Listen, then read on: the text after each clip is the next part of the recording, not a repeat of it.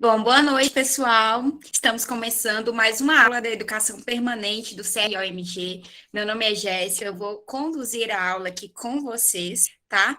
E antes de fazer a apresentação dos nossos convidados, dos nossos professores, eu vou dar alguns recados muito importantes, então prestem atenção, por favor, tá? Eu quero que todos vocês desliguem as câmeras e os microfones na hora das palestras, da aula dos professores, porque qualquer ruído que vocês fizerem atrapalha na fala deles, a gente não consegue escutar direito. Então, peço que todos vocês desliguem as câmeras e os microfones, tá bom? O certificado ele vai estar disponível após 24 horas da aula, tá? Ele não chega no seu e-mail. Sabe aquele site que você se inscreveu? Você vai lá e tem lá a aba certificados. Você coloca o seu CPF e ele vai aparecer em PDF para você baixar. Para isso, eu também te peço que coloque seu nome completo aqui no chat, porque talvez o e-mail é diferente do nome, então isso facilita a gente de liberar o certificado mais rápido, tá? Apenas uma vez você coloca o seu nome aqui no chat. Sobre as perguntas, você pode realizar as perguntas durante a aula, aqui no chat, eu vou anotar seu nome, a sua pergunta e fazer ao final aos professores, mas também no final, se você quiser fazer uma pergunta, se sentir à vontade em abrir seu microfone, sua câmera, para conversar direto com eles, também pode. O CRO tem uma novidade para você, que é de Minas Gerais, que é da odontologia, profissional da odontologia de Minas Gerais. A gente está com uma parceria com a Qualicorp, que é uma seguradora de planos médicos, e com a Unimed. Então, você tem aí um super plano de saúde com condições especiais. É só você acessar cro.mg/plano de saúde, e lá tem até um simulador para você ver como vai ficar o seu plano de saúde, tá? Tem todo o contato com a Qualicorp que você vai ter para você adquirir seu plano de saúde com descontão. Redes sociais, sigam a gente nas redes sociais para ver quais as próximas PEPs, quais as próximas lives. Quinta-feira tem live e toda semana tem conteúdo aqui para vocês, tá? E antes de apresentar nossos professores que irão ministrar a aula de hoje, eu gostaria de convidar o Dr. Ercílio Martelli, que é presidente da Câmara Técnica de Estomatologia, para falar um pouco com vocês, tá? Dr. Ercílio, boa noite. Muito boa noite, Jéssica. Muito boa noite a todas e a todas que estão aqui virtualmente presentes. Recebam o nosso carinhoso abraço. Fico alegre de ver aqui pessoas tão caras, tão próximas e tão amigas nossas. Tanto tempo que não vemos pessoalmente, mas momentos como esse nos permitem vê-las. Então, antes de nós devolvermos a palavra para a Jéssica, eu vou roubar 5 minutinhos da doutora Graziele e do doutor Alan, porque a fala deles, com toda certeza, é muito mais importante que a minha, apenas para dizer o que estamos fazendo aqui nesse momento histórico para a patologia bucal e maxilofacial e a estomatologia mineira.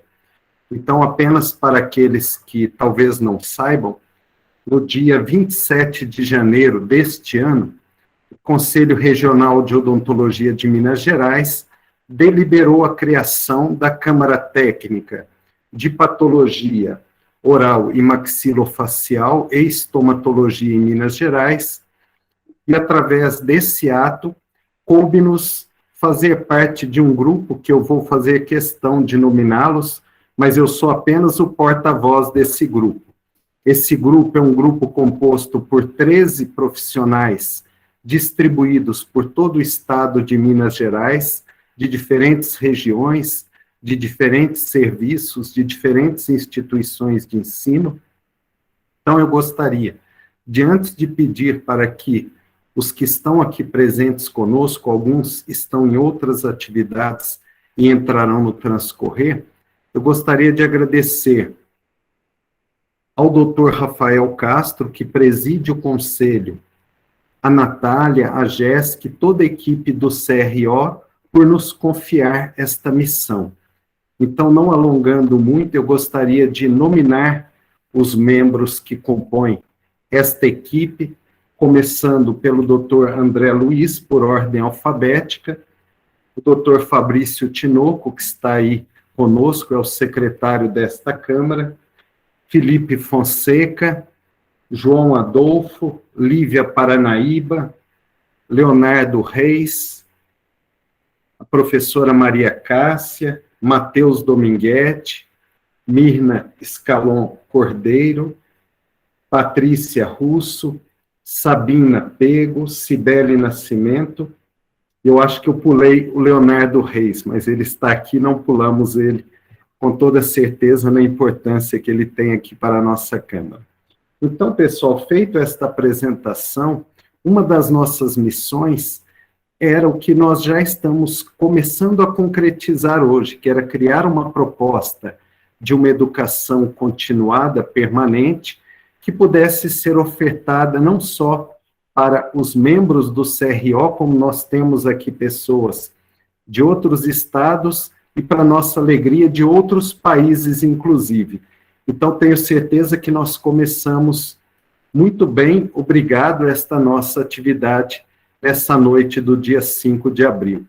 Embora a Jéssica vai roubar, no bom sentido, o direito de apresentação, mas eu não poderia deixar de dirigir bem brevemente aos dois palestrantes dessa noite, ou melhor, dois amigos muito importantes, algumas palavrinhas. Então, doutora Graziela, doutor Alan, muito mais do que profissionais, eu gostaria de saudá-los como amigos. Eu acho que ambos dispensam apresentação. Diz um ditado antigo em Minas Gerais, que se você me disser de onde vem, eu direi quem tu és. Então, ambos não precisam apresentação do fato de onde eles vêm e dos serviços que eles representam. Então, são dois profissionais invejáveis no bom sentido da palavra. Eu tenho certeza que nós começamos esta proposta de educação continuada com o pé direito, porque temos aqui a honra de ter entre nós dois dos mais brilhantes profissionais que trabalham no trânsito de pacientes oncológicos e outras vertentes da patologia, da estomatologia. Então, Graziela, Alan, muito obrigado por nos propiciar começarmos hoje esta proposta junto à Câmara de Patologia Oral Maxilofacial e Estomatologia. A todos os colegas que compõem esta Câmara, a todos vocês presentes, ainda que de maneira virtual, nosso muito obrigado por acreditar nesta proposta, e todas as sugestões são muito bem-vindas. Não hesitem em nos trazer solicitações, sugestões, que nós vamos, junto com este time, levar adiante. Então, eu paro por aqui, muito obrigado, boa noite, devolvo para fazerem a apresentação dos dois, tá bom? Muito obrigado. Nós que agradecemos, viu, doutor Exílio? Se quiser falar de novo, tá aberto aqui, tá? Bom, gente, vamos começar a nossa aula de hoje, que foi idealizada pela Câmara Técnica de Patologia Oral, Maxilofacial e Estomatologia, com o tema de capacitação do cirurgião dentista para acolher pacientes oncológicos. É com muito prazer que o CRO-MG recebe dois professores incríveis, e hoje vocês irão aprender com a doutora Graziela Chagas e o doutor Alan Roger. A doutora Graziela Chagas é doutora em ciências na área de concentração oncológica, coordenadora do programa de residência multiprofissional em oncologia do AC Camargo Cancer Center e titular do departamento de estomatologia do AC Camargo Cancer Center. Logo após, nós vamos ouvir o doutor Alan Roger, doutor em patologia, mestre em estomatologia, professor livre-docente da Faculdade de Odontologia de Piracicaba.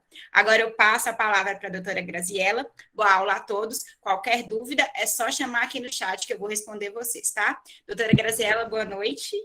Boa noite a todos. Realmente é um grande prazer, uma grande honra, na verdade, estar aqui com pessoas, como o doutor Silvio falou, grandes amigos de longas datas, né?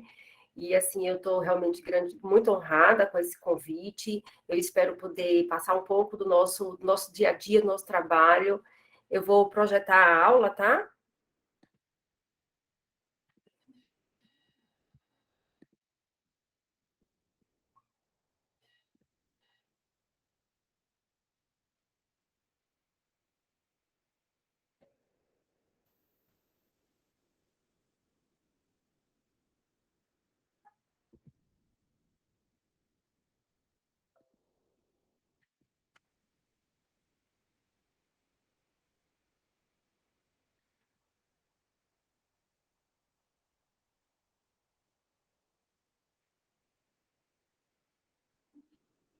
Tá aparecendo aí para vocês?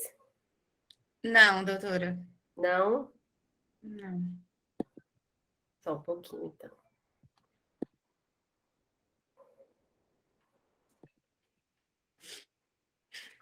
É sempre assim, a gente treina na hora, né? Verdade, cara, paciência. Espera um pouquinho, deixa eu ir de novo.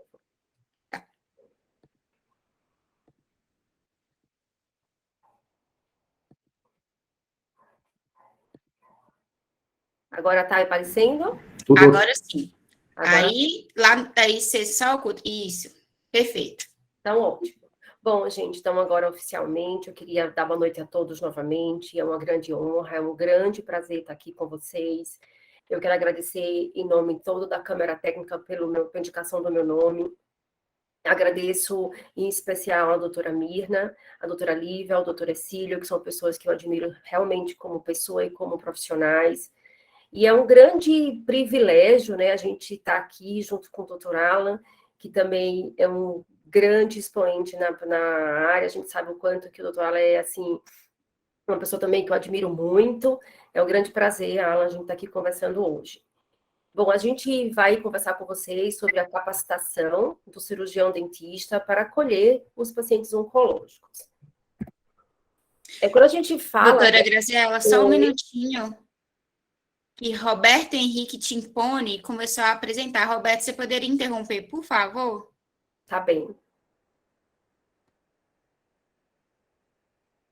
Volta, apresenta para mim de novo, doutora Graziela, por favor.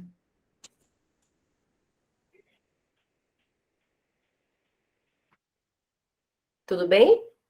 Peraí. Eu vou remover e você faz de novo para mim, por favor? Tá Sai. bom. Eu saio, eu boto novamente? Não, peraí.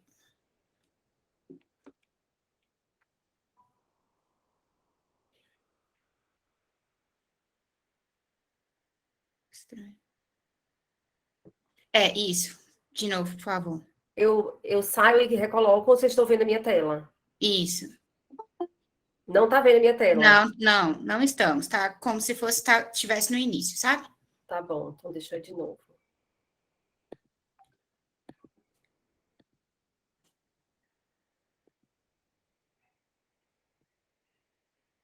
E agora? Perfeito, agora tá. Bom, gente, então, como eu falei, né, a gente vai conversar com vocês hoje sobre a capacitação do cirurgião dentista para acolher pacientes oncológicos. É um assunto realmente que é super interessante, a gente discutiu bastante o que a gente poderia trazer para vocês hoje nessa palestra, é um assunto que a gente poderia conversar durante dias, né, nem horas, mas a gente vai tentar, durante esse tempo que a gente tem, conversar um pouquinho e passar um pouco da nossa experiência nesse primeiro momento. Bom, quando a gente fala em capacitação, né, do profissional, a qualificação, a gente sabe que é uma coisa muito mais ampla, é uma longa trajetória, começando desde a graduação, para cursos de atualizações, habilitações, pós-graduação, lato sensu, especializações, e aqui eu destaco as residências multiprofissionais hoje, que têm muito foco na área de oncologia, tem várias no país, onde a gente tem mais de 5 horas de aulas realmente imerso nesse paciente oncológico, dentro de um ambiente hospitalar, onde realmente vem a capacitar de grande forma um profissional. Mas a gente não para por aí, né? A gente tem também as pós-graduações estrito sensu, com os mestrados, doutorado, e pro resto da nossa vida a gente precisa estar sempre nos capacitando, nos qualificando, através de congressos, papers, pesquisas, palestras, cursos. Então, eu sempre falo que eu sempre aprendo todos os dias. Eu estou no hospital há 20 anos, e é um grande prazer estar lá dentro, porque é um grande aprendizado. Eu aprendo tanto com os meus pacientes, quanto com os meus residentes, com os meus colegas de trabalho. Então, isso eu acho que é a grande jornada da vida, né? A gente está sempre buscando a nos capacitar sempre. E aí, eu trouxe alguns questionamentos para a gente tentar responder nessa aula de hoje. Qual seria, né, o papel de nós, cirurgiões dentistas, nesse contexto do paciente oncológico? Qual seria, então, o melhor momento que a gente possa intervir no paciente? E será que tem algum diferencial no acolhimento desse paciente que a gente pode ofertar? Como a gente sabe, o câncer, ele, infelizmente, é uma doença que ela só tende a aumentar. Em 2020, a gente vê, as estimativas pelo Globocan, quase uma média de 19 milhões de novos casos que a gente teve em 2020, com uma alta taxa de mortalidade, com quase 9 milhões de mortes, e tudo isso, né, o câncer, ele só perdeu, agora em 2021, para o Covid e para as doenças cardiovasculares. Então, assim, quando a gente vê, realmente é uma doença com grande incidência no mundo. Quando a gente fala em Covid, né, o que a gente viu nesses últimos 2 anos, que a gente viveu todo o histórico da pandemia, a gente viu o grande impacto que o Covid, o lockdown e a pandemia causou em todas as esferas do câncer. A gente viu o impacto direto na prevenção, no diagnóstico, e diretamente a gente teve o impacto do tratamento e da sobrevida do doente. O que foi, assim, muito interessante, porque o mundo se uniu para que fizesse, então, vários centros, foi muito interessante, porque vários centros fizeram pesquisas, fizeram reuniões para poder ver o quanto que essa pandemia implicou até na nossa área de atuação para esses pacientes. Então, vários trabalhos do AC Camargo, trabalhos do ICESP com o professor Alan, viu o impacto do Covid na prevenção e no tratamento e no prognóstico de várias das complicações orais desses pacientes. E com isso, né, foi que também vários centros se juntaram para tentar ver o quanto que poderia fazer, e trabalhos começaram, então, a surgir, o quanto poderia ser feito por esses pacientes. E aí veio a importância das consultas virtuais com as telemedicinas, e também o nosso grupo também fez um trabalho sobre uma proposta do que poderia ser considerado como um fluxograma do que quais pacientes que realmente, eles mesmo em pandemia, eles precisam ter acompanhamento presencial no hospital, presencial com o profissional, do que só uma consulta por telemedicina. E aí, então, eu trouxe o primeiro caso clínico para a gente poder ver, é um caso que foi muito desafiador para mim, é um caso de uma paciente PCL, uma paciente que eu acompanho há 14 anos, ela tem 34 anos, feminina, e ela, quando ela tinha 9 anos, ela teve um SEC de nasofaringe em 1996, e ela foi submetida nessa época a uma radioterapia que a gente considera a radioterapia convencional, que ainda hoje no Brasil ainda tem centros que usam esse tipo de técnica de radioterapia, que não é o mais comum em centros em grandes cidades, porque a gente sabe o quanto que isso vai abranger campo cérvico-facial e tendo, assim, mais efeitos colaterais. Essa paciente, então, ela evoluiu com trismo, xerostomia importante, cardiorradiação, e todo esse contexto, a gente, então, fez acompanhamentos com essa paciente, pelo menos a cada 6 meses ela passava em consulta, em retorno. Ela não era daqui de São Paulo, então ela conseguia vir para São Paulo a cada 6 meses para a gente estar acompanhando essa paciente. E aí, quando foi em 2017, ela veio com a gente e ela com dor nessas regiões do 37 e do 38, onde a gente, então, optou por fazer as extrações, era onde, como ela foi irradiada desde a infância, então a gente vê uma alteração da parte das raízes desse dente, da rizogênese, então a gente vê toda essa alteração do desenvolvimento dentário por ela ter feito essa radioterapia na infância. Então, a gente fez as extrações desses dentes, mantivemos um acompanhamento sempre, avaliando esse caso, para ver o quanto que estava de cicatrização local, e ela sempre vinha nas consultas, né, em 2018, estava com cicatrização bem satisfatória, então a gente via que ela não tinha nenhuma exposição óssea, não tinha nada de alteração de dor no local, epitélio fechado, e tinha só essa área que a gente era compatível por ser uma paciente irradiada e realmente demorava mais o processo de reparação óssea. E quando foi em 2019, a paciente então voltou para o nosso acompanhamento clínico, a paciente não tinha nenhum tipo de alteração em boca na região da cirurgia, referia a uma melhora da xerostomia e estava sempre em acompanhamento clínico. Então, a gente cria uma intimidade, né, com essa paciente, por ela sempre estar acompanhando conosco, ela e seus familiares. E quando foi, então, em 2020, com o Covid, a paciente, então, ela não compareceu ao hospital em 2020 inteiro, ela também não apareceu. E quando ela veio voltar em consulta conosco, foi em janeiro de 2021, e ela estava referindo um sangramento em boca, com a duração já de 6 meses. E aí, nesse momento, a gente nem conseguia ver no clínico, porque ela tinha um trismo muito importante, e a gente não conseguia visualizar esse aspecto no clínico. E na radiografia, o que a gente via já era um aspecto realmente bem osteolítico, irregular, difuso, na região que a gente tinha feito, então, as extrações do 37 e do 38. A gente, então, fez uma tomografia, porque nesse primeiro momento, a nossa primeira hipótese foi realmente de uma osteoradionecrose. Então, a gente fez uma tomografia. Na tomografia, a gente já vê que era uma área bem extensa, em região de ramo mandibular, bem também uma área que já tinha uma rarefação, destruição de corticais. E tudo isso nos chamou a atenção, e a gente, então, optou por fazer uma biópsia. E aí, quando a gente vai para a biópsia, a gente se deparou, então, com um carcinoma espinocelular, e a gente diagnosticou como sendo um segundo tumor primário, provavelmente pela radiação, então é um tumor radioinduzido. Já estava com evolução de T4, N0, M0. A paciente, então, ela veio ser submetida a uma mandibulectomia segmentar, então a gente vê, assim, uma grande área da cirúrgica, com o retalho do fêmur, que ela foi retirado, e foi submetida também a uma radioterapia, uma nova radioterapia. Então, a paciente, ela fez também uma área grande de dissecção da parte, porque ela estava com comprometimento também linfonodal, então ela precisou fazer esvaziamento, e ela começou então a ter todo o acompanhamento com as equipes multiprofissionais do hospital, tanto a parte de fono, estômago, fisioterapia, e ela estava evoluindo muito bem.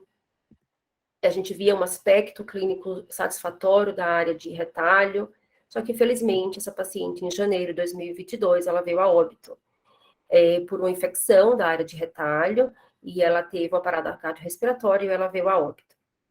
Esse caso, por que eu trouxe hoje? Porque é um caso que eu sempre falo, né, que a primeira coisa que a gente precisa questionar quando a gente trabalha com paciente oncológico será se estamos preparados para a gente lidar com a morte.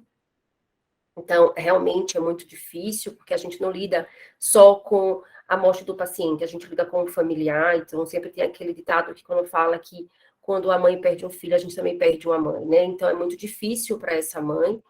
E a primeira mensagem que eu quero passar para vocês hoje é sobre a capacitação emocional, realmente, que a gente precisa ter para lidar com esses doentes, com esses pacientes, não é fácil. A gente não aprende isso na faculdade, porque o nosso dia a dia não é esse. E quando a gente está dentro de um ambiente hospitalar, acaba que é o contrário, é o nosso dia a dia. A gente, por mais que a gente se apegue com aquele paciente, a gente vai ter que aprender a lidar com a evolução da doença no lado positivo e a evolução da doença também no lado onde a gente precisa lidar com aquele paciente, com a morte, tanto do paciente como conversar isso com a família e ter todo esse contexto envolvido. Então, a gente precisa estar bem para que a gente possa, então, passar o nosso melhor para esse paciente. Então, quando a gente fala em paciente oncológico, né, a gente está falando de vários sentimentos, que eu acho que vale a pena a gente pontuar aqui. Entre eles, a gente fala de medo, medo da morte, incertezas, esperança de viver, esperança que o tratamento dê certo, a fé. Então, são vários sentimentos que a gente está lidando com aquele paciente e que a gente precisa saber lidar com isso, até com a gente mesmo precisa lidar com esse sentimento, para que a gente possa, então, enfrentar o paciente junto. Querendo ou não, a gente vê o paciente muito mais do que os médicos, a gente está ali todos os dias fazendo um laser naquele paciente durante um tratamento de radioterapia de cabeça e pescoço, de uma quimioterapia de altas doses. Então, a gente acaba que, sim, criamos um vínculo com esse paciente, e o paciente se abre, e o paciente passa todos esses sentimentos que ele está vivenciando toda aquela fase desse tratamento. A literatura, então, ela vem, né, a nos ajudar no sentido de realmente mostrar, né, todo esse desafio que é lidar com esse sentimento dos pacientes, os sentimentos nossos. Então, existe na literatura um artigo que mostra um acrônimo chamado AMEN, que nada mais é do que a gente afirmar esse sentimento desse paciente, a gente reconhecer o quanto que é difícil ter um diagnóstico de câncer, é difícil enfrentar um tratamento oncológico, é difícil ter que ir para o hospital todos os dias, de repente o paciente tem uma vida normal e de repente tem que ir para o hospital todos os dias para fazer um tratamento oncológico. Além disso, a gente precisa educar esse doente, cada um na sua experiência, cada um na sua área, educando da melhor maneira possível. Então, nós com nossos papéis, o médico com o dele, o fonoterapeuta, o fonoaudiólogo, o fisioterapeuta, então, cada um com seu papel educando esse paciente. E o mais interessante que eu acho de tudo isso é o no matter what, que é o mais o quê? Que não importa o que acontecer, a gente tem que passar para o paciente que a gente está ali, que a gente vai junto, sim, seguir, dar as mãos para esse paciente durante o tratamento, o que for preciso a gente está para poder ajudar o doente. Então, por isso, a gente precisa, primeiro de tudo, entender que não é fácil lidar com esse paciente, mas é muito gratificante a gente poder ajudar esses pacientes de alguma maneira, e eles se sentem muito gratos com tudo que a gente possa fazer por eles. E aí, né, eu trouxe essa foto, a gente aplicando laser, porque é uma das faces que a gente faz bastante no hospital oncológico. A gente realmente precisa entender que esses pacientes, eles fazem tanto o laser preventivo quanto o laser terapêutico, e os pacientes fazem esse laser todos os dias. Então, a gente está nessa rotina. E o que eu sempre questiono, e eu sempre pontuo isso com os meus residentes, é que a rotina é muito perigoso. Por quê? Porque a gente não pode se transformar em máquinas. O tempo faz com que a rotina é inevitável, mas a gente não pode fazer com que a gente faça coisas automáticas e transforme aquilo como sendo apenas mais um laser e apenas mais um paciente que eu preciso ir lá e aplique o laser.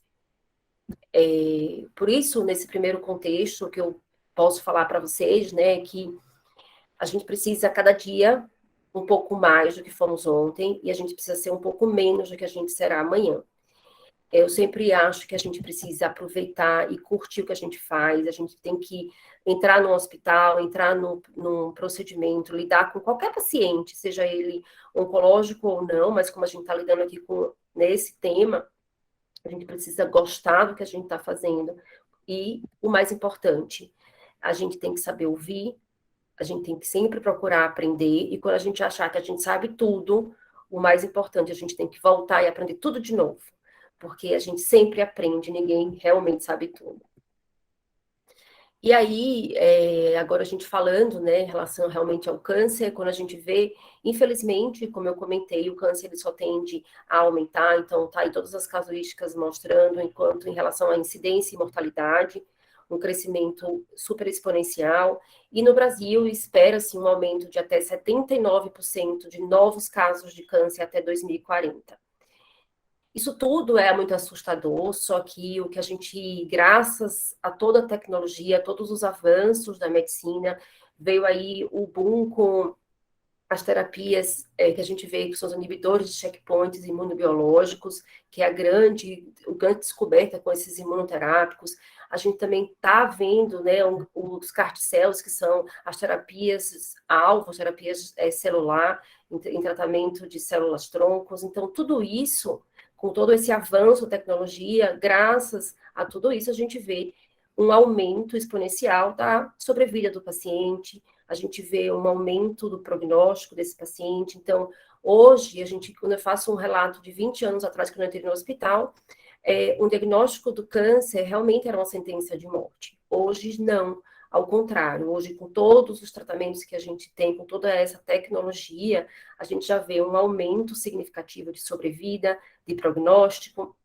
E tudo isso faz um impacto em quê? Um impacto em todas as áreas, entre eles para nós, dentistas, porque esse paciente oncológico, a gente vai se deparar com ele em vários locais, não é só em hospital, a gente vai se deparar com esse paciente em universidades, em centros de unidade de saúde, a gente vai se deparar em franquias de odontologia, em nossos consultórios, então são pacientes que estão vivendo mais, e que precisam do tratamento e do acompanhamento odontológico.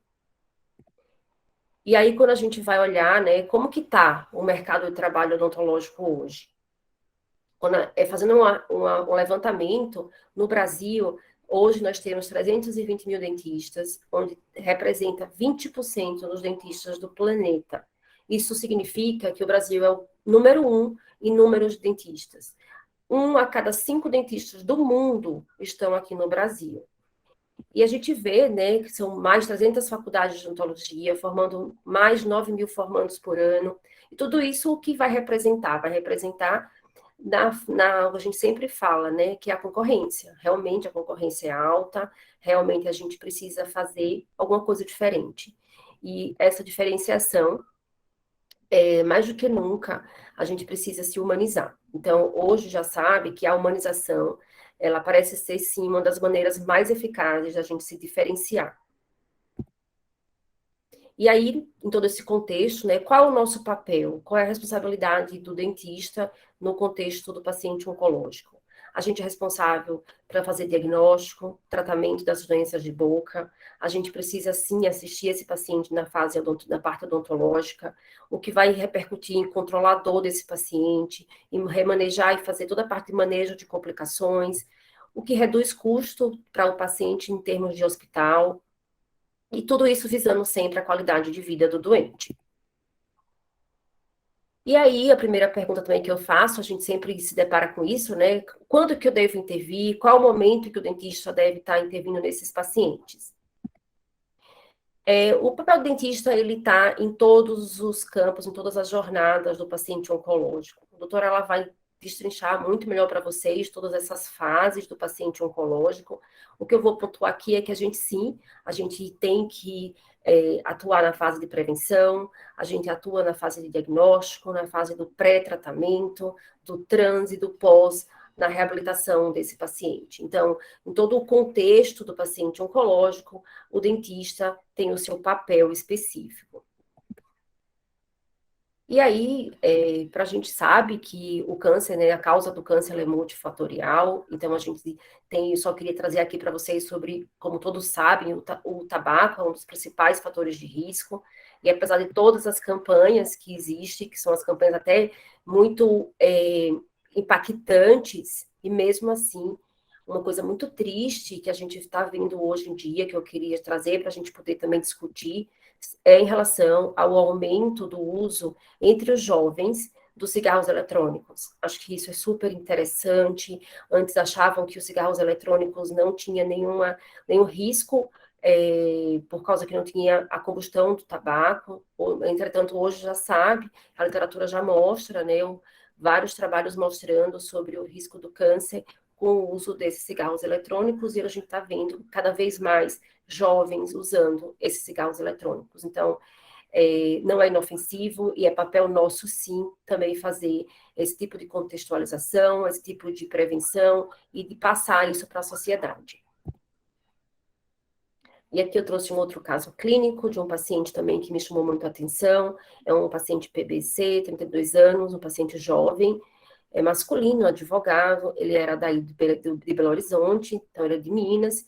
E ele veio comigo no departamento de estômago e ele tinha uma queixa, que era uma lesão em lábio, há 8 meses, com um crescimento progressivo. Ele não tinha nenhum tipo de hábito de tabaco, de álcool. E aí, quando ele veio para mim, foi esse aspecto clínico, onde a gente vê uma lesão clássica de um carcinoma espinocelular em lábio, então a área tumoral, necrótica, bordas irregulares, endurecidas. E nesse primeiro momento, quando eu vi esse paciente, um paciente bem elucidado, um paciente estudado, a primeira pergunta que eu me fiz foi como que ele deixou, né, uma lesão chegar nesse ponto. E aí eu discutindo o caso com esse paciente, fazendo anamnese, conversando com ele, aí ele falou, não, doutora, começou assim. Então, no primeiro momento, ele teve uma lesão bem superficial no lábio, uma área ulcerada, no lábio inferior, e também uma em lábio superior. Nesse primeiro momento, o diagnóstico do profissional foi de trauma e foi prescrito uma medicação, multioral, por 10 dias. O paciente, então, retornou à consulta e estava com outro aspecto clínico, não tinha melhorado, ao contrário, estava em progressão, e nesse outro momento o profissional falou, não, isso não é trauma, isso é líquen plano. Aí entrou com outro cuidado, que foi o propionato de clobetasol 005, que é um corticoide tópico por 3 meses. Aí o paciente voltou depois de 3 meses com esse quadro clínico. E nesse momento, o profissional ainda falou, isso não é nem trauma, nem líquen, agora é quelite aquitínica. E passou outra fórmula, uma fórmula com ácido salicílico, por mais 3 meses. Todos esses diagnósticos, todos sendo feito de forma clínica. Aí o paciente, então, volta novamente e ele chega para mim depois de 8 meses, sem nenhum diagnóstico com esse aspecto. Então, isso aqui tudo eu trouxe para a gente poder também falar sempre a importância que a gente tem que pontuar da biópsia, que a gente jamais pode deixar um quadro evoluir dessa maneira, passar uma lesão por mais de 15 dias, sem cicatrização, com evolução e sem ter biópsia, sem ter diagnóstico, e fazer apenas tratamento empírico nos pacientes. Então, isso também é uma coisa que a gente precisa estar muito atento, e isso é uma rotina, infelizmente, eu vejo isso diariamente na rotina clínica, pacientes chegando para mim com lesões sendo feito há mais de 6 meses de laser, há mais de 6 meses um Silon, e lá já no rosto não sabe, a gente sempre fala, não precisa você saber o diagnóstico, não precisa você saber fazer a biópsia, mas você precisa saber identificar o que está errado para você poder encaminhar esse paciente. O que a gente não pode é a gente não saber e não encaminhar, e isso vai interferir grotescamente em todo o impacto da sobrevida desse paciente.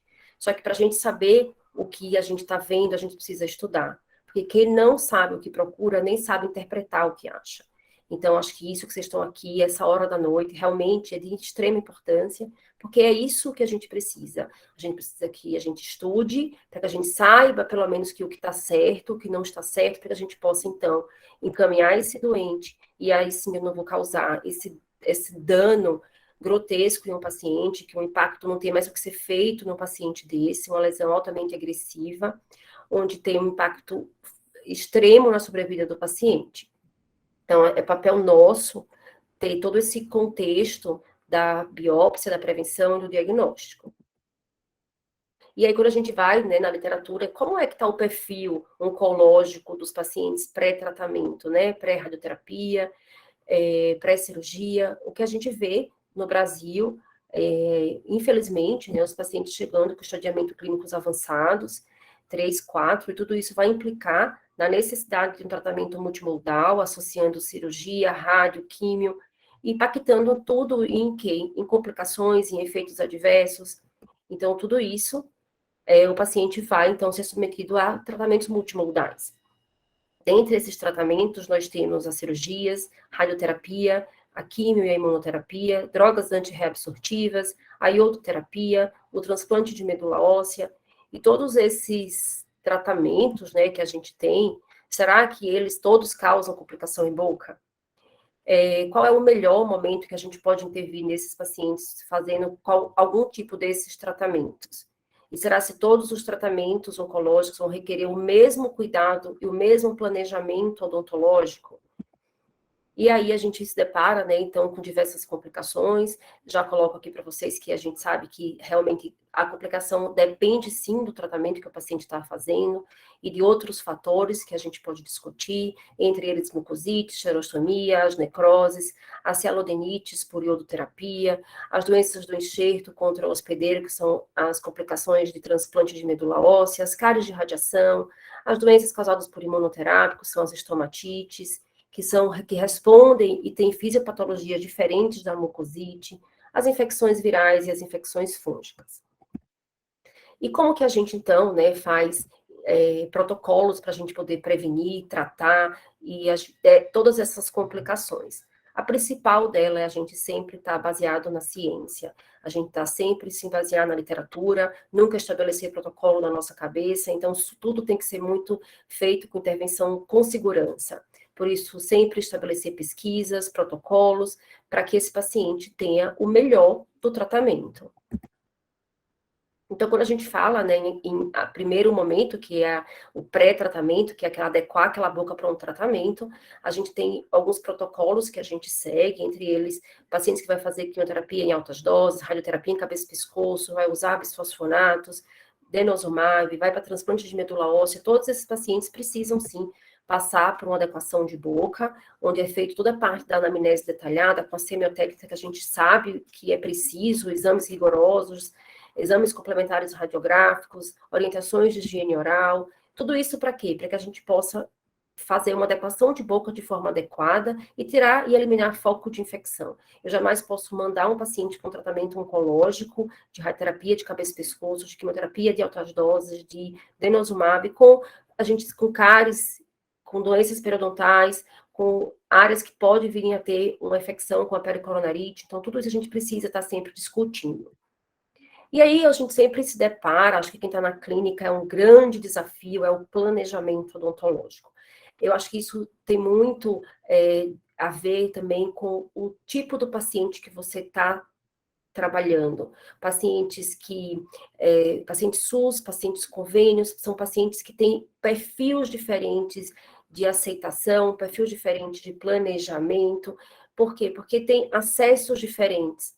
E a experiência nossa hoje é muito mais, antigamente, o Camargo tinha muito SUS, hoje tem, mas é menos, hoje a gente tem um público muito mais de convênio, onde é desafiador a gente fazer um planejamento, porque a gente não tem que pensar a curto prazo, a gente tem que pensar naquele dente a longo prazo, ao mesmo tempo a gente precisa agir de forma rápida, de forma eficaz, e o que a gente se depara é sempre, vou ser conservador, quero manter aquele dente, consigo manter aquele dente, ou vou ser radical, já vou partir para um procedimento de extração dentária.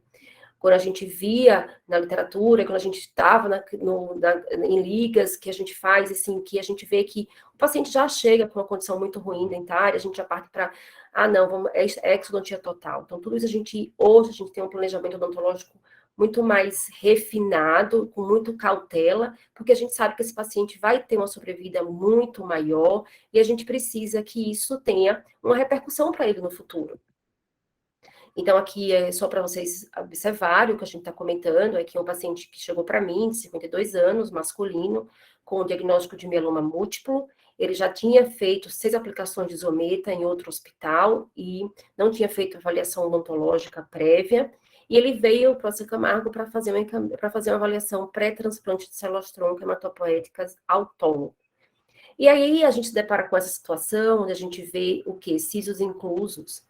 E aí, a primeira pergunta é, vou extrair esses sisos, vou manter esses sisos durante o transplante? Então, isso é sempre um grande questionamento, a gente sempre avalia paciente por paciente, é uma coisa muito pontual. Nesse caso, estava totalmente incluso, não tinha nenhuma mucosa exposta, não tinha nenhum dente exposto, e outro, o paciente já tinha feito Zometa. Eu não posso jamais atrasar o curso do transplante desse paciente. E eu fazendo uma extração desses dentes, onde são dentes que estão em posições cirúrgicas que requerem osteotomias maiores, cirurgias mais invasivas, onde eu posso vir a trazer uma necrose, uma osteonecrose medicamentosa para esse doente. Então, por isso que a gente sempre precisa, sim, estar pontuando e avaliando caso a caso. Então, quais são os fatores que a gente leva em consideração quando eu vou planejar um caso de um paciente que vai para algum tratamento? Eu faço toda a relação sobre o histórico do paciente, sua idade, status clínicos, outras comorbidades. A gente tem que olhar a relação do tumor, a gente tem que olhar fatores locais desse paciente, como eu falei, higiene oral ruim, infecções secundárias. E super importante é o que ele vai fazer de tratamento. Então, tipo e dose de quimioterápico, a radioterapia, qual local que vai ser irradiado, vai fazer uma dose, vai fazer uma técnica de MRT que vai poupar mais, qual vai usar um abridor de boca, que eu vou conseguir poupar a área contralateral ao tumor. Então, tudo isso eu preciso estar bem engajado, bem atento, e eu preciso sempre me preocupar e nunca atrasar o tratamento oncológico desse doente. E a literatura já coloca, né, alguns trabalhos mostrando guidelines, que são modelos estratégicos do que a gente fazer nos pré-tratamentos. No pré-tratamento para radioterapia, no pré-tratamento para quimioterapia, e eu acho super interessante quando eles pontuam a gente observar, sempre no planejamento odontológico, a gente observar também o prognóstico desse paciente, se é um prognóstico de cura ou se é um prognóstico paliativo. para eu poder saber o que eu vou propor para esse tratamento. Não adianta eu propor para um paciente um tratamento reabilitador gigante, com estética envolvida enormes, vários mil facetas, onde tem um paciente que tem um prognóstico ruim, está em paliativo. Então, tudo isso a gente precisa estar sempre balanceando para que a gente possa, então, ter o melhor para esse paciente. E a importância sempre, a gente precisa sempre ter a interação dentista-médico, porque a gente precisa estar altamente, nesse todo esse contexto, né, a gente precisa estar a par do paciente da parte sistêmica e sempre estar interagindo com o médico do que é o melhor, como é o melhor momento que a gente pode intervir, como aquele paciente está, se está em nadir, que está no curso transquímio, que ele está num período onde a gente não tem como intervir em muitas vezes. Então, tudo isso é essa importância da interação multiprofissional. E a literatura também já coloca que todo esse planejamento odontológico, todo esse plano de tratamento, sempre vai minimizar a infecção local e sistêmica, tanto no curso do tratamento quanto após. E tudo isso que eu falei do planejamento odontológico pré-tratamento é justamente para a gente não se deparar com situações indesejáveis, que é o paciente que está em transquímio, e se deparar com pacientes com abscessos e grandes, com repercussão e risco para septicemia, onde o paciente precisa internar, precisa fazer antibiótico endovenoso, que vai ter um custo muito maior e um risco para esse paciente. Porque a gente sempre tem que saber que o paciente que está em quimioterapia, ele tem um período específico, que chama período de nadir, que é o período de maior pico de imunossupressão, onde tem um risco de intervenção para esse paciente. Por quê? Porque a gente tem como protocolo de intervenção ideal para tratamento odontológico, sempre observar a contagem de plaquetas, tem que ser acima ou igual a 50 mil, e neutrófilos, que é super importante, que é um dos mais que a gente precisa estar avaliando, que tem que estar acima ou igual a 1000. Então, esse paciente, para ir para um tratamento oncológico, ele precisa, sim, passar por um checklist, ele precisa passar por raspagens, restaurações, extrações, a gente sempre tem que ditar um tempo, eu não posso tirar um dente do paciente hoje e já mandar ele para uma radioterapia amanhã, eu tenho que ter pelo menos 14 dias, então o nosso protocolo são 14 dias de aguardo para ele poder, para liberar esse paciente para um tratamento. A gente faz orientações de higiene oral e dieta, e aí sim a gente libera esse paciente para o tratamento. E aí, a gente sempre coloca que o paciente oncológico, ele é um paciente que vai casar com o dentista. Ele precisa, sim, ter todo o acompanhamento pós-tratamento, e a gente pode e a gente deve fazer diferença na vida desses pacientes. Porque quando a gente faz, a gente também precisa acompanhar ele durante todo o pós, porque são pacientes que a gente sabe de riscos de cárie de radiação, são pacientes que têm fluxo salivar diminuído, tem a hipofunção salivar, tem as xerostomias, os riscos de necrose, então são pacientes que a gente vai ter que acompanhar ele pro resto da vida desse paciente. E aqui, para a gente pontuar, que o paciente oncológico ele realmente precisa estar dentro de uma equipe multiprofissional, isso é fundamental, cada um dentro da sua equipe vai dar o melhor para esse paciente, e a gente vai sempre visando a qualidade de vida do doente. E para finalizar, eu queria deixar para vocês uma frase que conheçam todas as teorias, dominem todas as técnicas, mas ao tocar uma alma humana, seja apenas outra alma humana.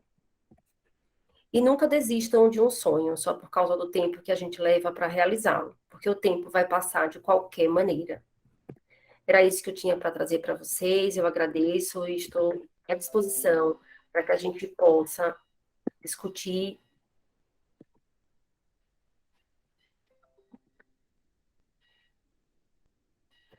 Vocês estão me escutando?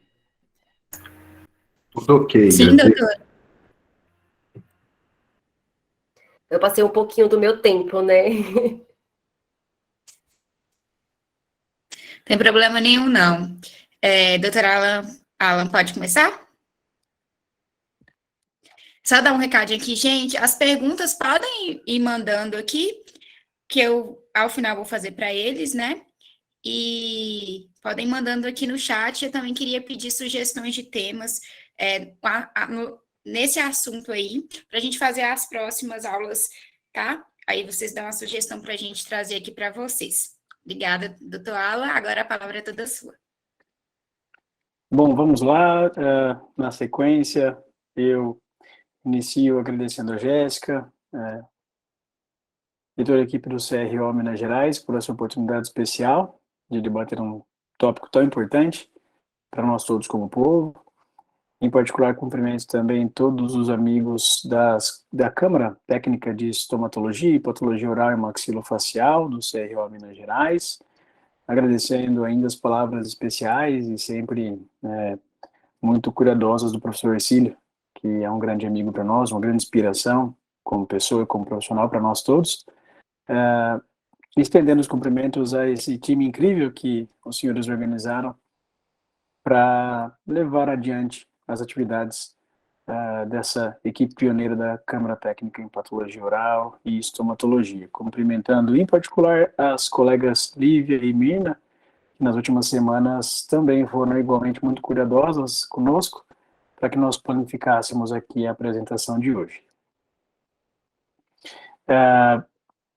Por fim, cumprimentar a Graziela. A Grazi é uma outra grande influência da minha vida profissional, é uma jovem que sempre foi um ícone de trabalho, de dança e de ensino no nosso contexto de hoje, e é com grande alegria que eu a revejo depois desses meses todos. Eu tive o privilégio de dividir com ela a equipe pioneira do Serviço de Odontologia Oncológica do ICESP, em São Paulo, e sempre é muito especial estar junto dela, como hoje também. Bom, eu então, de acordo com o que nós combinamos anteriormente com a equipe da Câmara Técnica, eu vou, de certa maneira, complementar a apresentação da Grazi, agora em um contexto de demanda, para que nós possamos revisar qual é a dimensão, a profundidade dessa demanda, não só de trabalho e de capacitação que os dentistas brasileiros podem trilhar, mas, sobretudo, a demanda mais importante, que é a demanda humana. Qual que é a profundidade, já ilustrada pela professora Graziella, qual é a profundidade desse trabalho que a gente tem para cumprir. Aqui, renovando os comentários da professora Graziella, a gente vai ficando mais maduro, para não dizer mais velho, e a gente vai claramente conseguindo reconhecer padrões preocupantes sobre esse problema. Então, eu me recordo muito bem, no começo da graduação, lá na Unesp em Araçatuba,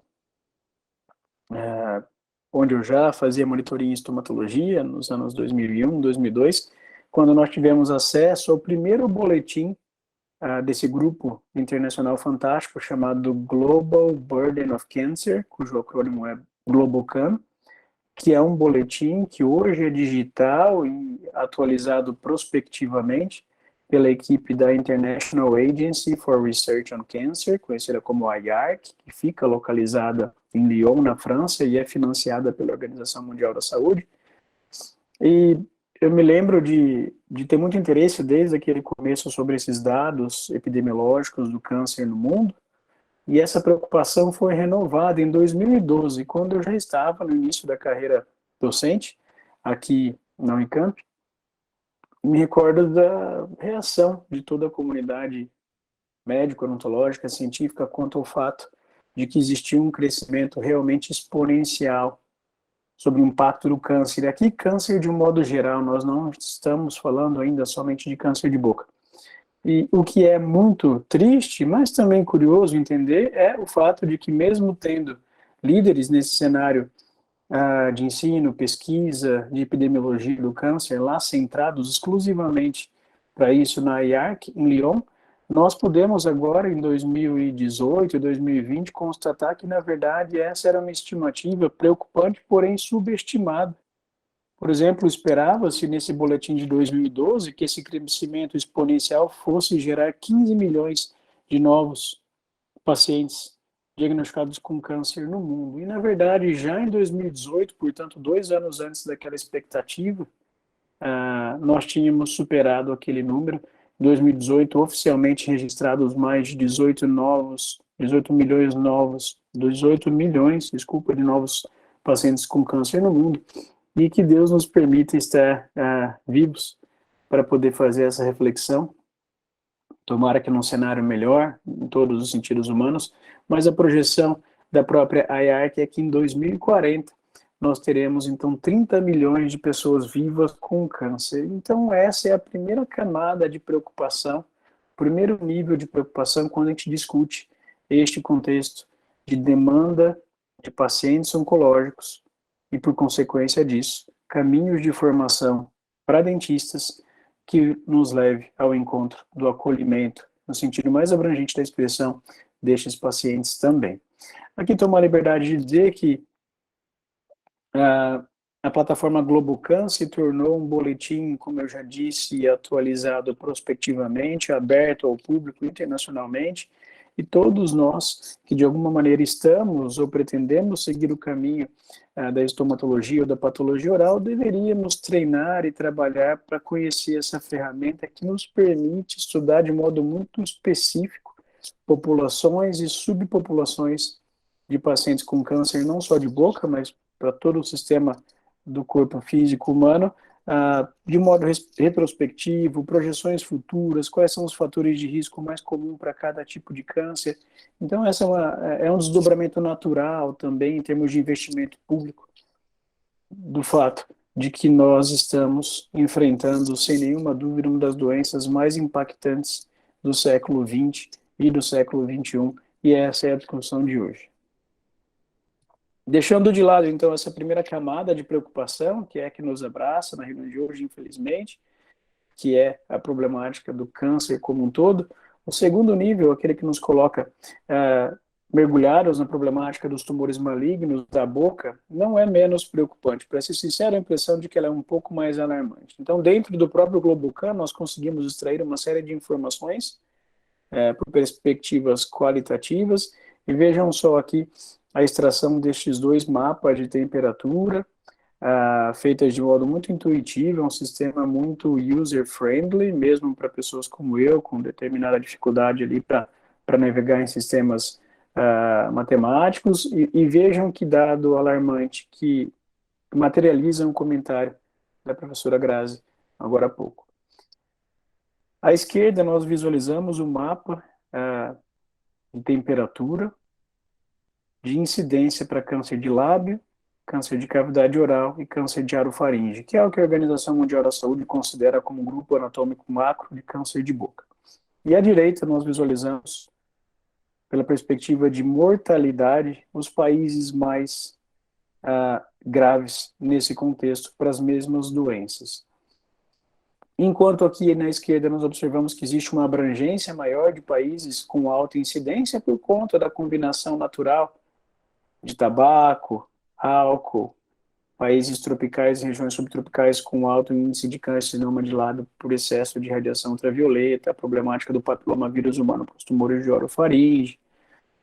Quando nós migramos para a mortalidade, os matizes de cor mais forte em vermelho, francamente, são aqueles de países menos desenvolvidos, países menos desenvolvidos em termos de índice de desenvolvimento humano. E, infelizmente, por todas essas perspectivas, o Brasil seguramente é considerado hoje um dos maiores concentradores de alta mortalidade por câncer de boca no mundo. Então, não é possível, nos dias de hoje, como a equipe do CRO Minas Gerais nos traz o problema, não é possível tangenciar esse problema em qualquer nível de discussão, de formação profissional para colegas da saúde, sobretudo na odontologia por seu contexto de boca.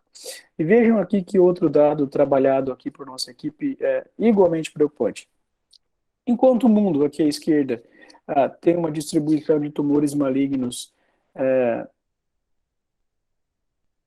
que é representada primariamente em termos de prevalência nas barras verticais aqui em cinza, para o pulmão, tumores de pulmão, tumores malignos da mama, coloretais.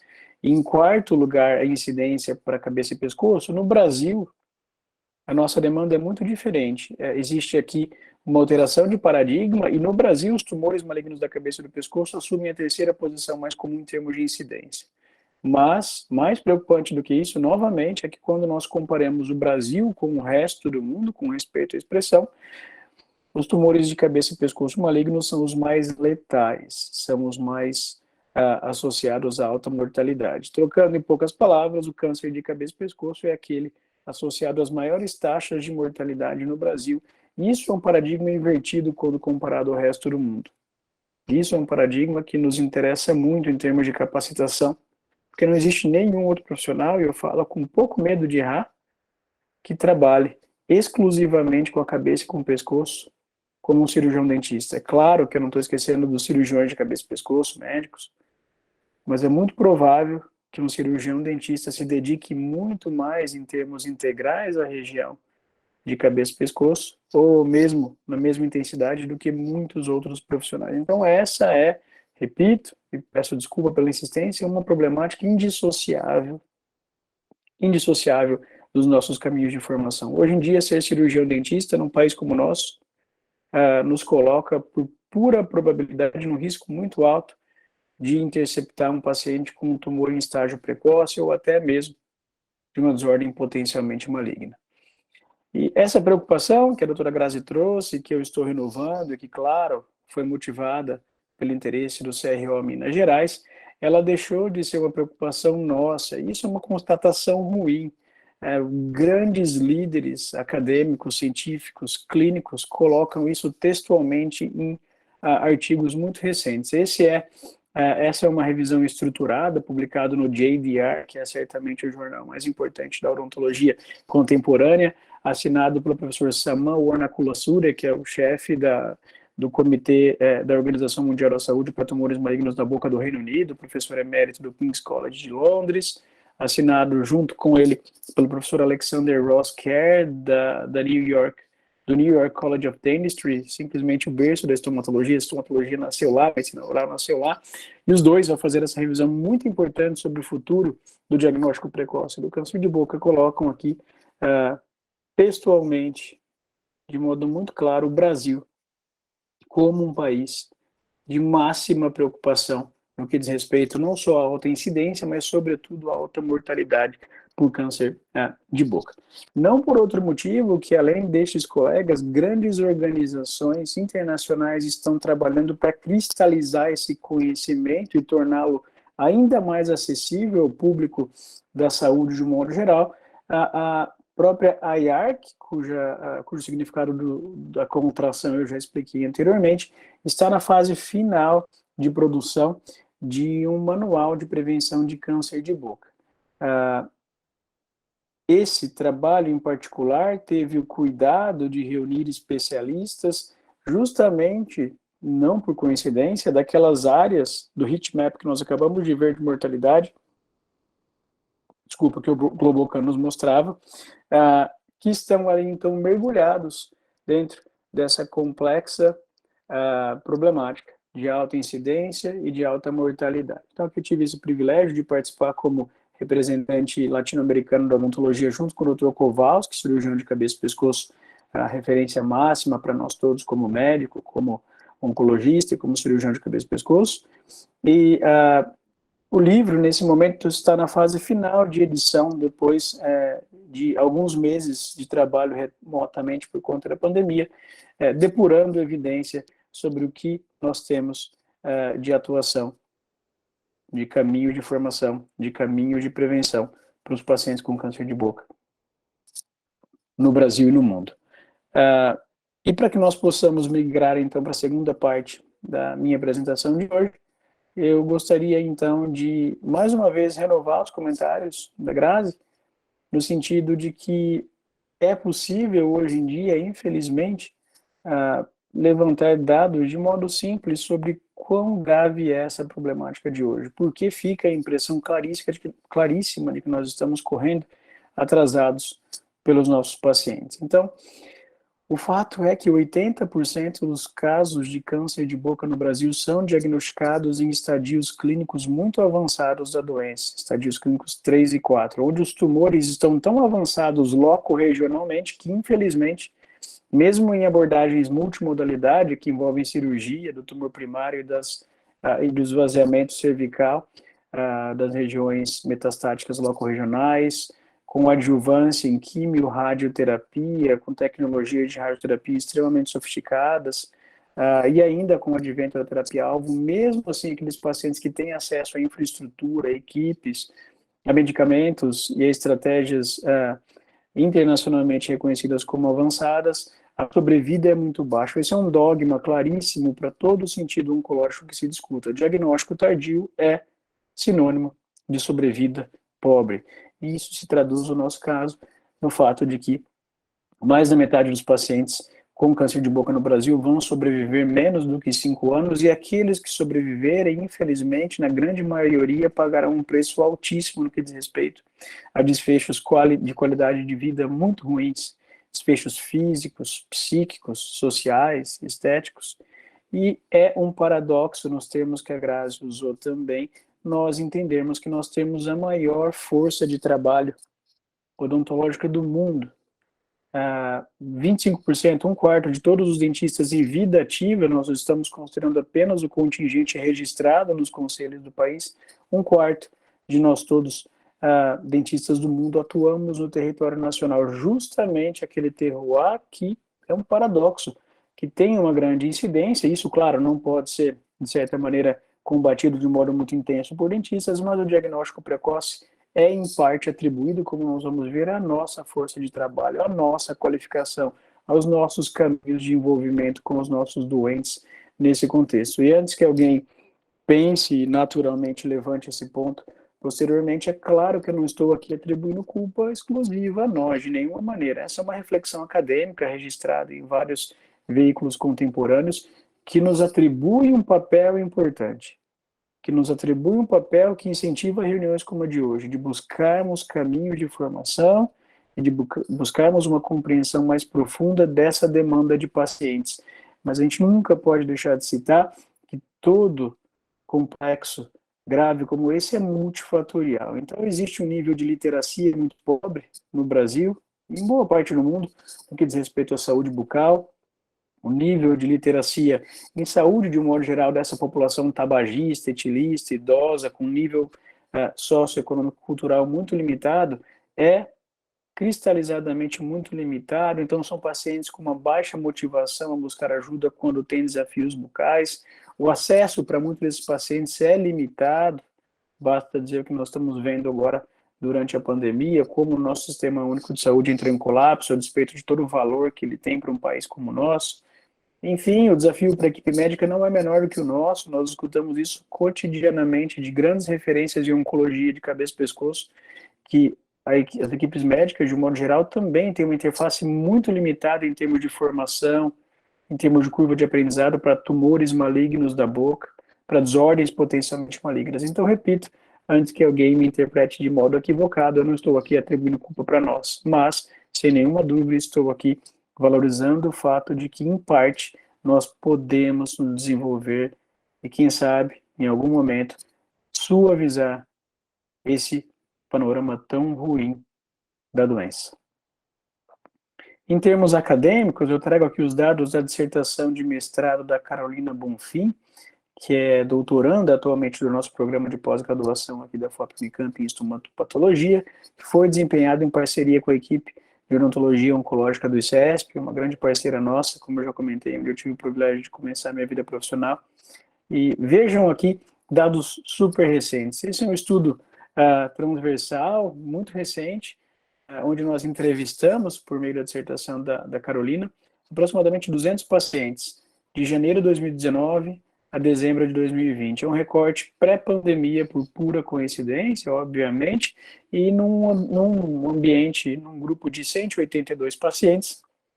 O perfil demográfico, infelizmente, é aquele considerado muito compatível com os doentes nesse aspecto. 80% dos pacientes eram homens, 63% eram autodeclarados afro-brasileiros, uma renda inferior a um salário mínimo para a maior parte dos pacientes, uma baixa escolaridade, por consequência, literacia em saúde para a maior parte dos pacientes, virtualmente todos eram tabagistas e quase 70% eram etilistas. Nós trabalhamos exclusivamente com pacientes com carcinomas espinocelulares, ou no sinônimo usado por tantas outras escolas, carcinoma epidermoide, carcinoma de células escamosas, mas o fato é que os carcinomas espinocelulares da orofaringe, da língua e da cavidade oral foram, pelo desenho do nosso estudo, nosso interesse por termos de fatores de risco. E notem, então, que metade dos pacientes tinham SEC de orofaringe e metade de cavidade oral em outros sítios além da língua,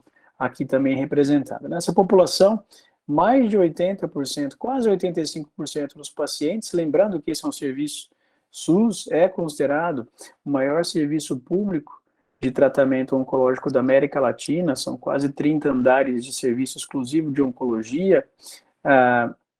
Mesmo assim, tão recentemente, 85 aproximadamente por cento destes pacientes que são diagnosticados externamente, referenciados para o ICESP, como um centro de alta complexidade de oncologia especificamente para o tratamento, foram diagnosticados, como já previsto na literatura 20 anos atrás, sem nenhuma mudança aparentemente, em estadios clínicos muito avançados, onde os tumores já estão regionalmente, muitas vezes até distantemente, disseminados.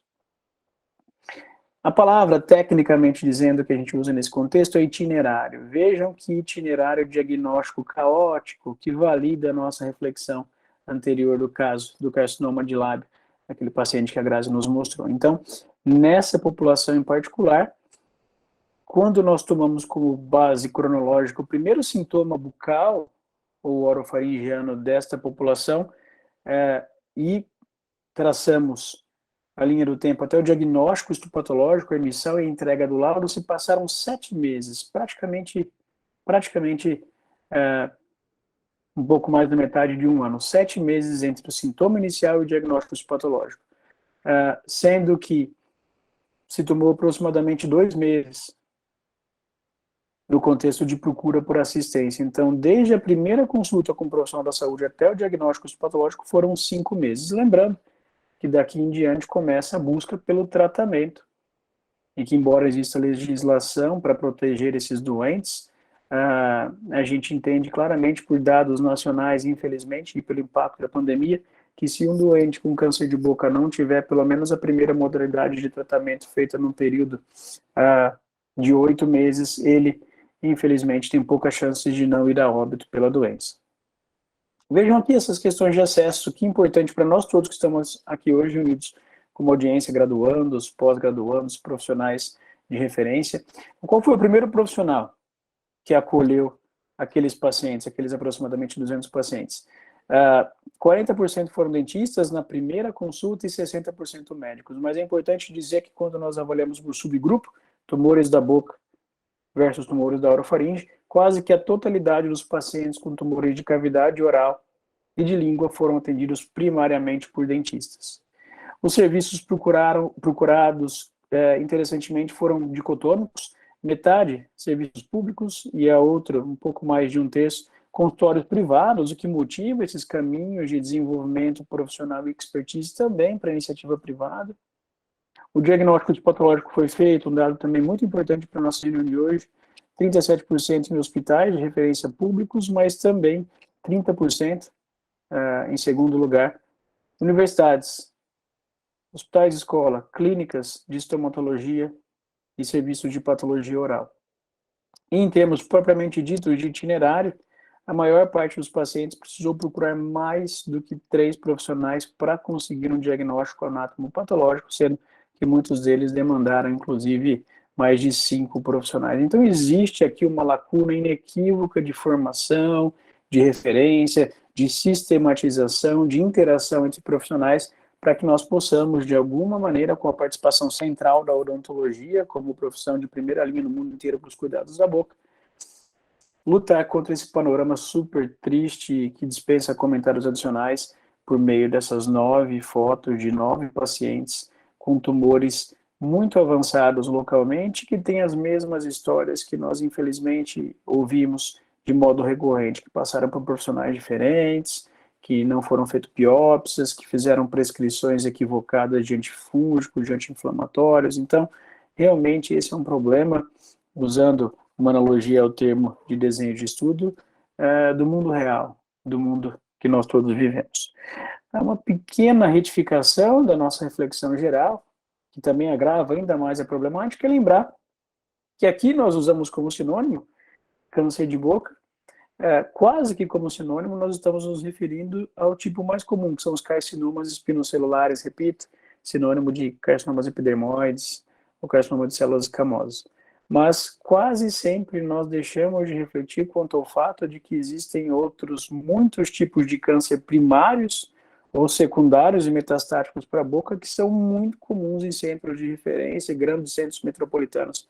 Então, se nós hoje formos se nós nos dedicarmos a buscar dados epidemiologicamente validados, em bases de dados federais, sobre o número e o subtipo, por exemplo, de tumores malignos de glândulas salivares menores, da cavidade oral, linfomas orais, sarcomas orais, melanomas, carcinomas odontogênicos, que infelizmente estão aqui por meio das fotos dos nossos pacientes representados, nós simplesmente não temos dados oficiais para compreender a dimensão do problema.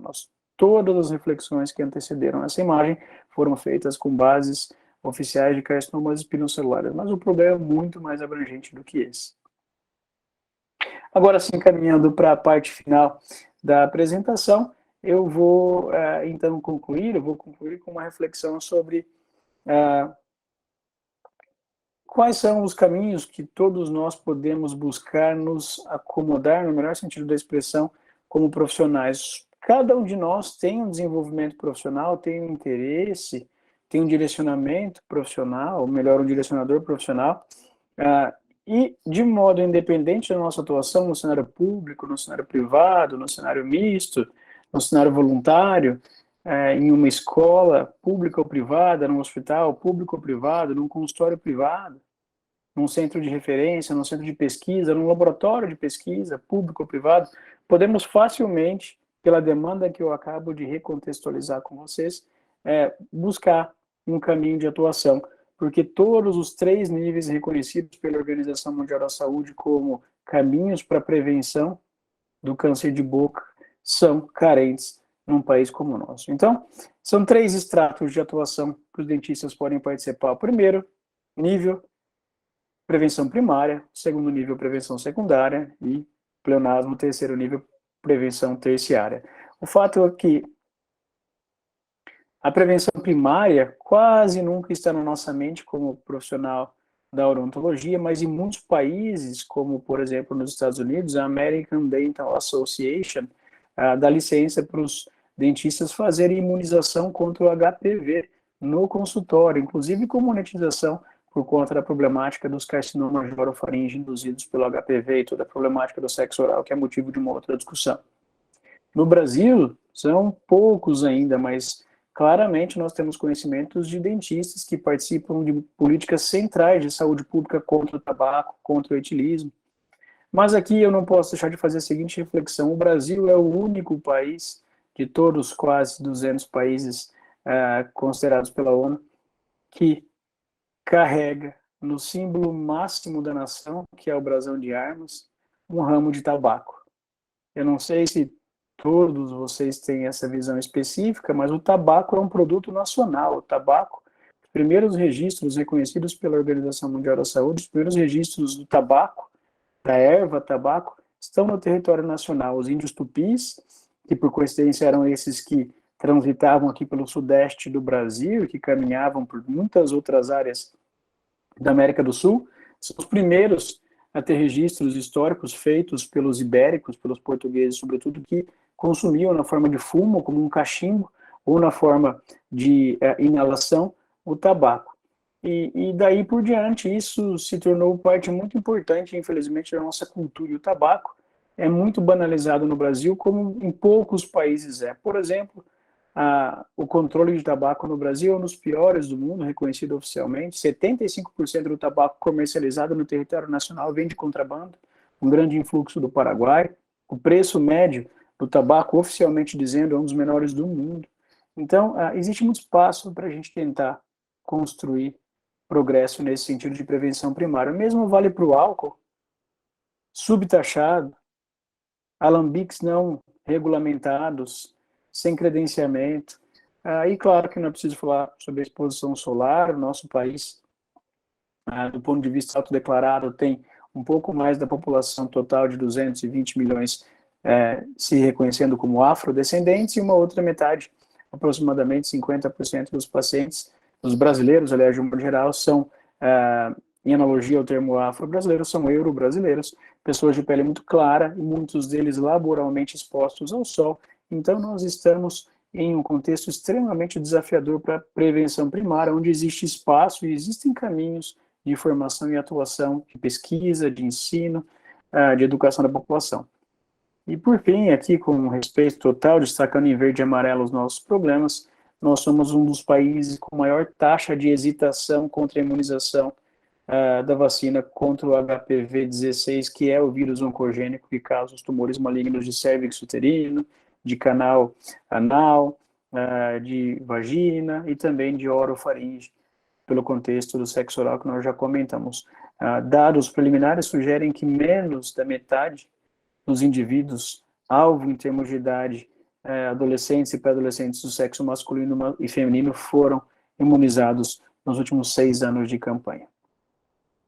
Prevenção secundária, transitando, era para ser o nosso grande potencial, nossa grande oportunidade de mudar esse cenário tão triste, que diz respeito à atuação clínica direta, no sentido de uma avaliação sistematizada de todos os pacientes que estão na cadeira de um dentista, inspeção de mucosa oral, exame clínico oral, que não é planificado, cujos métodos não são difundidos entre dentistas, e o reconhecimento, o nível de conhecimento, o nível de alerta nosso sobre o que são leucoplasias, eritroplasias, quelites actínicas, leucoplasias verrucosas proliferativas, que também, do ponto de vista de evidência, são muito pobres para todos os dentistas, mesmo em alguns níveis muito sofisticados de prestação de serviço em odontologia. Por fim, método de prevenção terciária, grande termo conhecido como suporte odontológico, também reabilitação odontológica, é aquele que geralmente é feito dentro de hospitais de referência ou então em clínicas especializadas, públicas ou privadas, onde se faz a prevenção dos efeitos colaterais, toxicidades do tratamento oncológico. Por exemplo, nesse nosso contexto, a prevenção da mucosite oral, prevenção de trismo, prevenção de tratamento também, não só prevenção, né, de hipossalivação, reabilitação pós-cirúrgica desses doentes e também, por transposição da prevenção secundária, o diagnóstico de recidivas e metástases que são tão frequentes quanto 20% nesses pacientes com tumores malignos de boca induzidos por tabaco e álcool. Aqui, com 3 slides finais nesse contexto, as barreiras principais para a prevenção primária, onde todos nós podemos desenvolver aptidões nesse sentido. Talvez a principal barreira seja cultural nesse aspecto, seja por falta da presença de uma política pública cristalizada, forte, disseminada. E um dos contextos que nós consideramos importantes e muito pouco explorados, esse é um trabalho, é uma revisão narrativa estruturada, feita pela Beatriz Martins, a nossa equipe, que está em fase final de submissão, onde nós falamos da herança do Brasil colonial para o paradigma atual do câncer de boca. Então, aqui à esquerda nós temos, com permissão de uso já para o nosso trabalho, um mapa extraído de um site acadêmico que envolve uma série de universidades pan-americanas, africanas e europeias, mostrando o influxo por meio dessas setas, e quanto mais ampla a dimensão da seta, maior é o influxo, infelizmente, em quantidade de pessoas, mas mostrando os padrões, os rumos do tráfico de humano transatlântico, organizado pelos ibéricos e pelos britânicos no século XVI, desde o final do século XIV, XV, mas principalmente no século XVI. Vejam o influxo, infelizmente, de escravizados africanos, trazidos por dezenas de milhares de viagens transatlânticas para várias áreas pan-americanas e também para outras áreas da Ásia e principalmente para o oeste europeu. Não é acaso, de acordo com a nossa interpretação, e os resultados não são publicados, mas a gente tem progresso interessante nesse sentido, que os hotspots de novos casos de câncer de boca no mundo são exatamente esses mesmos países, por conta da questão justamente do que foi o legado colonial ibérico nesse contexto. Produção inicialmente de tabaco, como eu já disse, um produto latino-americano brasileiro, que se difundiu para o mundo todo, de álcool por meio das plantações de cana-de-açúcar, principalmente da América do Sul e da América Central, que ganhava o mundo todo por meio das viagens transatlânticas e, infelizmente, sem dúvida, a vertente mais triste disso, os bolsões de pobreza que existem no Brasil, na África e da América do Norte, associados aos afrodescendentes, que em muitos países como o nosso ainda não foram oficialmente acolhidos, reestabelecidos e tratados de modo igual ao resto da população. Então, essa visão torna o nosso contexto muito difícil para a prevenção primária, mas claro que não é impossível, porque os outros países estão muito à frente de nós todos.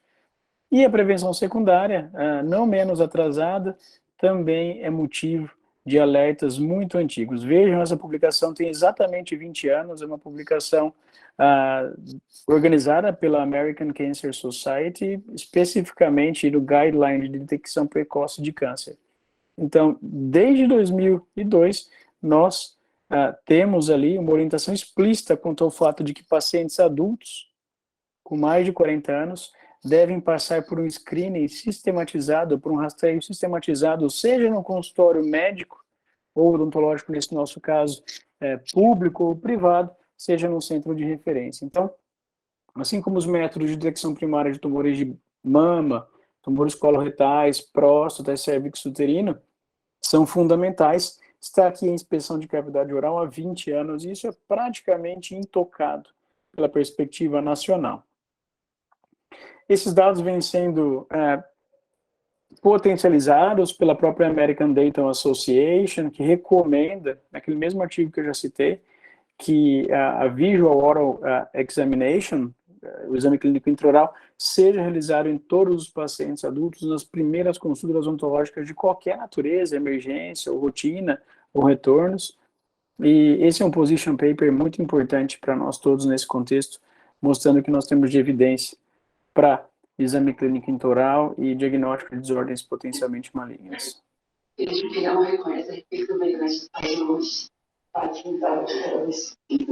Eu acho que, desculpa, alguém abriu o áudio sem querer, né? Obrigado. Obrigado. Uma última barreira que eu queria discutir com vocês aqui no segundo nível de prevenção, que é a secundária, né? É uma questão mesmo que vem ao encontro dos educadores que estão aqui hoje reunidos. Existe um fenômeno muito interessante que não é só brasileiro, que é o fato que esse artigo canadense registra com clareza, uma clareza que, com muito respeito à expressão, é bonita, é interessante para a gente conhecer o que é a idiosincrasia, o que são as idiosincrasias, as preferências, as manias de cada rumo de profissão. Então, esse trabalho é feito no Canadá, na província de Quebec. No Canadá todo tem odontologia pública, assim como a saúde, muito semelhante a outros países do Commonwealth britânico. Então, a maior parte da odontologia é prestada de modo público, em qualidade, e foi feito aqui um survey muito cuidadoso, tentando entender por que uma parte importante dos dentistas canadenses tem dificuldade para lidar com os caminhos que a doutora Grazi comentou anteriormente, de comunicação, de cuidado, de atenção, de zelo, de inspeção. E aqui, um dos determinantes mais interessantes, e está escrito aqui de modo bem assertivo, é que os dentistas não gostam de doentes. É uma expressão muito triste, mas é o que está escrito, e vocês têm aqui a referência para estudar à luz das próprias visões. Então, de modo resumido, esse estudo retrata de modo claro, mesmo num país com IDH muito superior ao nosso, que os caminhos são semelhantes. Existem duas visões. A principal é essa: os dentistas não gostam ou não se sentem familiarizados com doentes. Dois caminhos principais, de acordo com os canadenses. Uma parte importante dos dentistas fizeram odontologia porque se sentem inclinados em termos de direcionadores profissionais com estética, com reconstrução. E, de fato, é um prato cheio, com uma expressão também ruim, né? Mas é um prato cheio, porque quais são os cursos de graduação que oferecem disciplinas com materiais, que envolvem escala de cor, que envolvem anatomia, que envolvem desenvolvimento manual, enfim, é uma grande carreira realmente para quem gosta destes rumos artísticos, estéticos, mas que isso nunca pode afastá-los do que é a vida real num país como o nosso e o próprio Canadá. E, curiosamente, o outro extrato da população odontológica tem interesse focado em monetização. Fizeram odontologia pensando em monetização. E aí, o argumento é que eles não têm tempo para inspecionar um paciente pela perspectiva intraoral, pescoço, uma anamnese, porque para eles tempo é dinheiro e mais uma vez, se não existir essa cristalização de conhecimento desde o ensino básico, fundamental e odontológico, que esses pacientes, ou essas carreiras, ou esses direcionadores devem ser respeitados, mas que eles não podem ser desatrelados do que é um paciente sob risco de câncer, nós seguiremos enfrentando esse cenário como que nós visualizamos todos os dias e que fica, então, a cargo dos dentistas que trabalham com suporte oncológico e reabilitação no contexto de prevenção terciária. São imagens muito tristes de pacientes jovens, de pacientes idosos, mostrando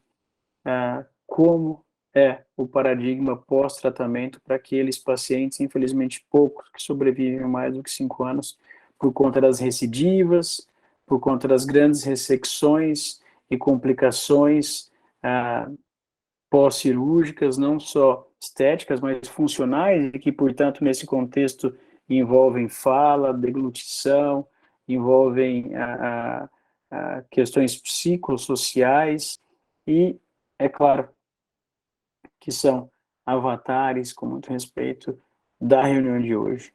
Esse é, talvez, o slide que deva ser o grande direcionador para os nossos caminhos de formação.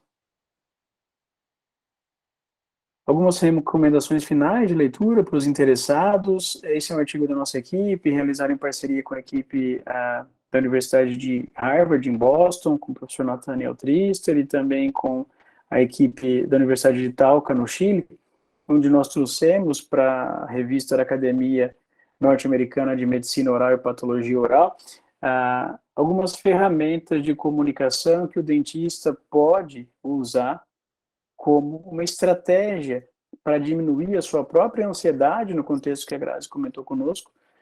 Por mais experiente que seja o profissional, vejam que exemplo especial ouvir a Grazi hoje, com mais de 20 anos de hospital, de alta complexidade, com uma formação e uma trajetória fantástica, é uma grande influência para nós todos, e hoje coloca aqui alguns casos, alguns pacientes causam esse desconforto, essa preocupação, e claro que assim com nós todos. Então, esse é um registro dela que tem um caráter educativo muito grande.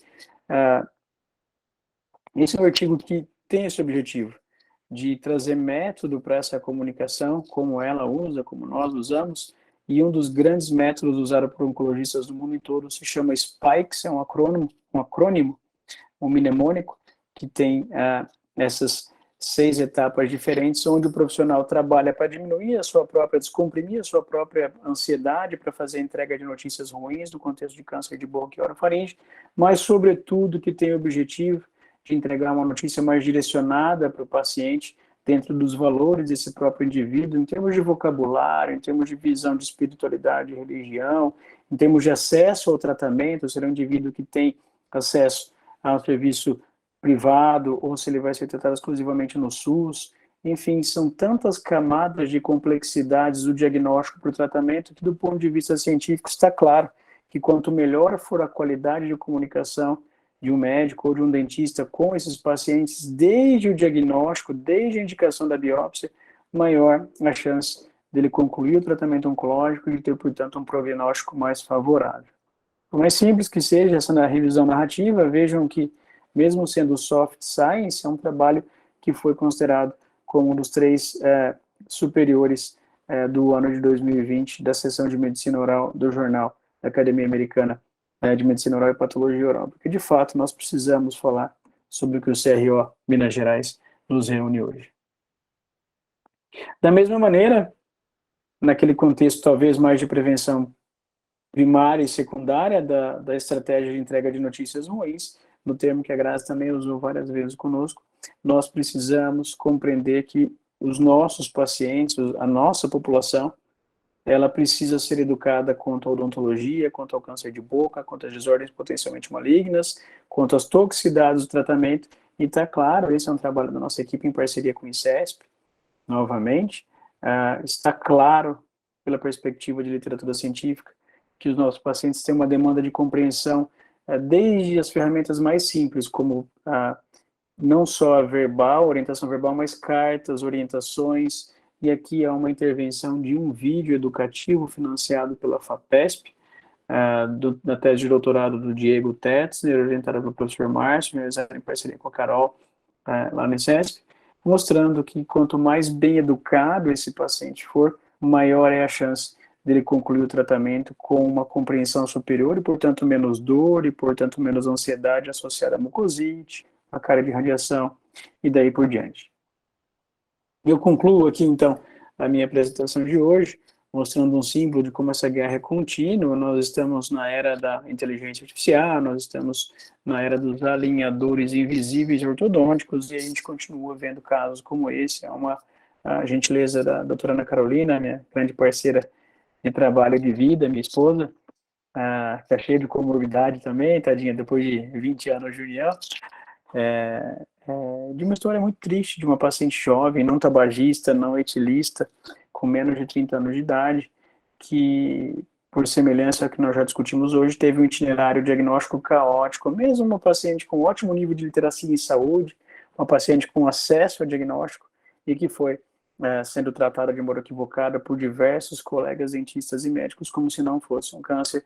E aqui a foto do paradoxo, que é uma indivídua jovem, sem fatores de riscos, com câncer massivo de língua, diagnosticado de modo tardio, mesmo estando usando aqui, pela perspectiva estética e funcional, um alinhador invisível. É um paradoxo contínuo, e como diz essa frase anônima em construção, que não é preciso só conhecimento, inteligência, trabalho, mas, sobretudo, resistência. Eu entendo que essa é uma luta que ainda vai demandar muitos anos de nós todos, e fica aqui mais uma vez um respeitoso cumprimento à equipe da Câmara Técnica em Patologia e Estomatologia do CRO Minas Gerais. Esse é o ponto mais importante da mensagem que eu acho que nós todos devemos levar para o trabalho e não para casa, que é a necessidade de difundirmos conhecimentos nesse sentido, desde cursos técnicos, desde cursos de graduação, tentando mostrar que esse é um problema específico da nossa população. Eu notei ali, durante a aula da professora Graziella, alguns colegas falando sobre caminho de formação, falando sobre mercado de trabalho, então fica aqui uma recomendação de literatura. Esse é um trabalho que está aceito para publicação da nossa equipe, tem a participação de 2 membros da Câmara Técnica do CRO Minas Gerais. O Dr. Ercílio está aqui conosco e me ajudou muito, colaborou muito com a qualificação científica dessa proposta. E também temos aqui o nosso amigo Felipe Paiva Fonseca, da Federal de Minas. Esse é um artigo que fala sobre a estomatologia. Os primeiros 50 anos da estomatologia está disponível online já no Jornal da Academia Americana de Medicina Oral e Patologia Oral. E fala sobre todos esses tratos, fala de oncologia, fala do papel do dentista brasileiro nesse contexto, fala onde as pessoas, descreve onde as pessoas formadas estão trabalhando, na iniciativa pública, privada, centro de referência ou não. Então é um registro histórico que tem uma interface muito grande com a aula de hoje sobre caminho de formação e atuação em estomatologia e patologia dentro do contexto do câncer de boca também.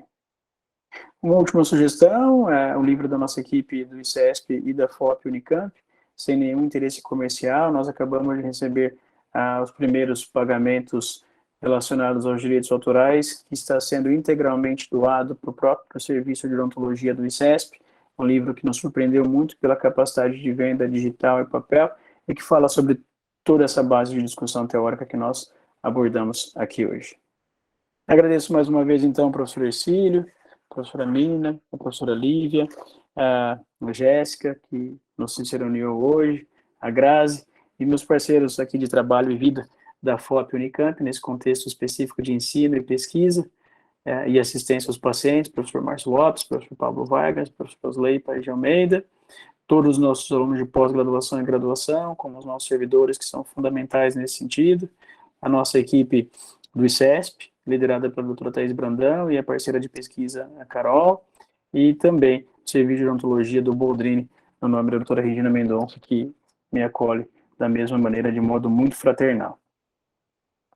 Deixo aqui meu e-mail para contato, meu espacinho no Instagram e aqui as possibilidades de treinamento para nossa equipe, com entradas semestrais para o mestrado e para o doutorado, bianuais para a especialização também nessas 2 áreas, e um curso 100% digital sobre conceitos contemporâneos para profissionais da saúde sobre o câncer de boca.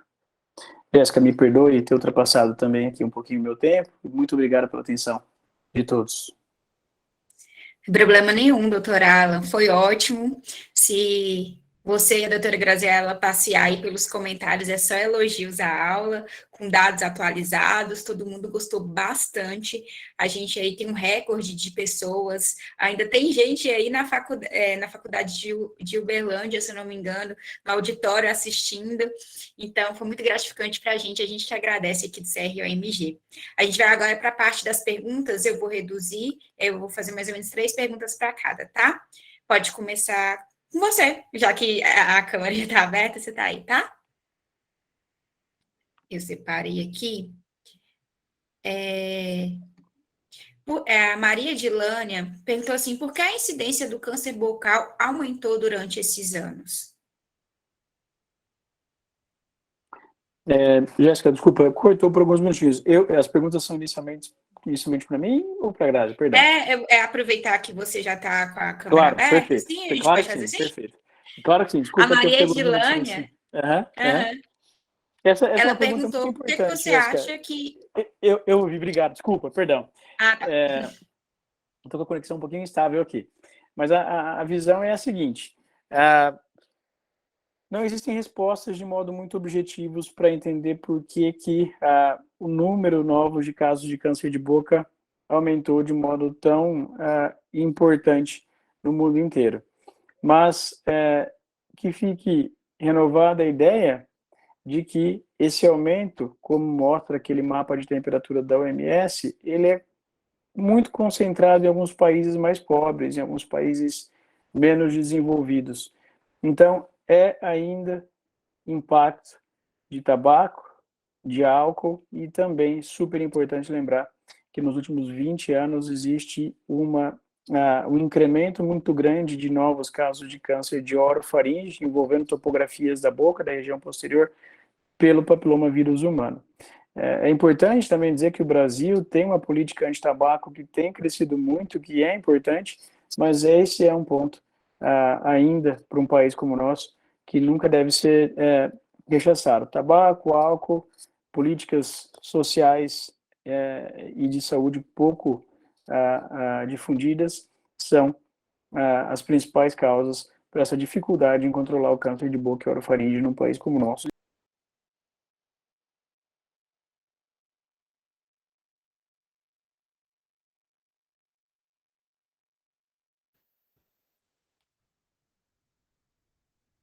Será que ele caiu?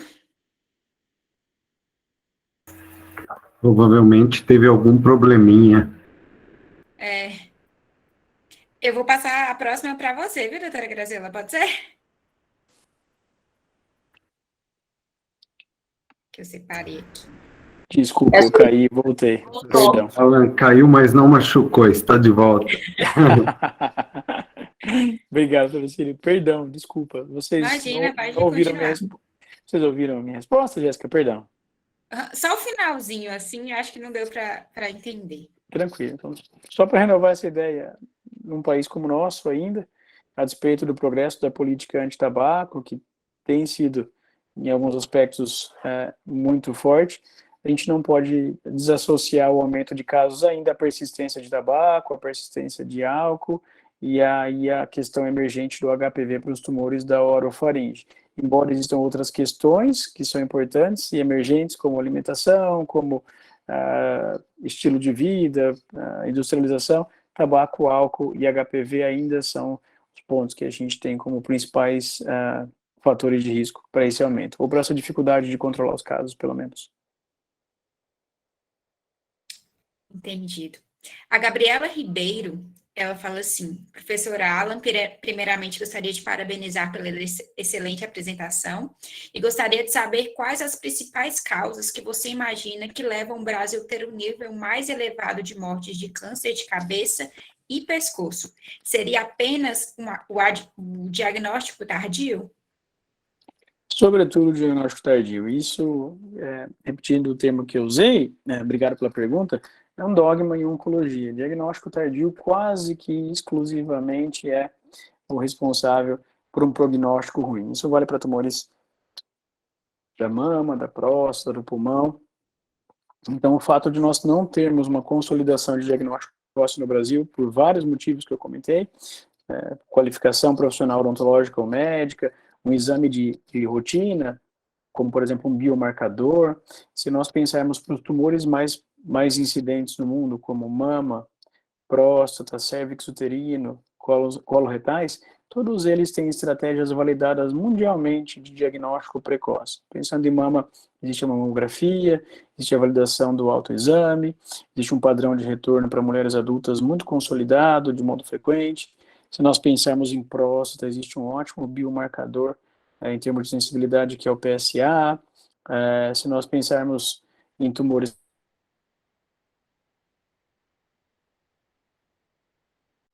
isso não é validado. Então, sobretudo, sem dúvida, o diagnóstico tardio, que é o que nos reúne aqui hoje. Existem outras questões de acesso, demora para o paciente buscar um serviço de referência.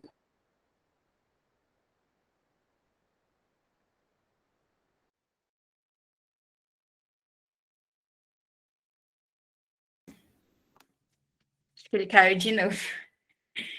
Vou passar para você agora, viu, doutora Graziela? Porque a próxima pergunta era sobre a incidência do sexo feminino, ele já acabou respondendo aí, viu, doutora? Aí eu vou passar para a doutora Graziela, Obrigado. são 3 perguntinhas. A Nelly perguntou assim: como ficam os tecidos a reflexão da radioterapia aplicada em áreas com metais, como implantes e osteossíntese, entre outros?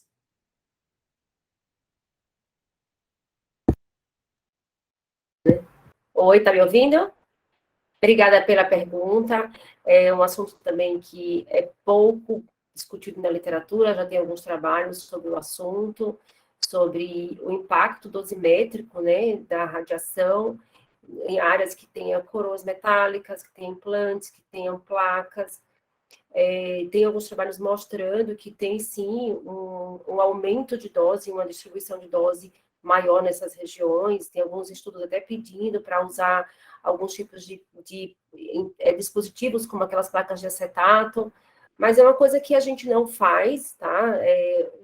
São poucos trabalhos, na verdade, acho que é um assunto que tem que ser mais discutido e mais avaliado mais a fundo, que é pouco discutido, mas já tem trabalhos, principalmente no Japão, a gente até estava discutindo sobre isso, que tem alguns trabalhos nos hospitais do Japão que mostram alguns aumentos dosimétricos em áreas que tenha metal envolvido, pela reflexão realmente da radiação ionizante. Entendido. A Rosiane Andrade perguntou: a iodoterapia exige os mesmos cuidados que a radioterapia em relação ao risco de osteonecrose?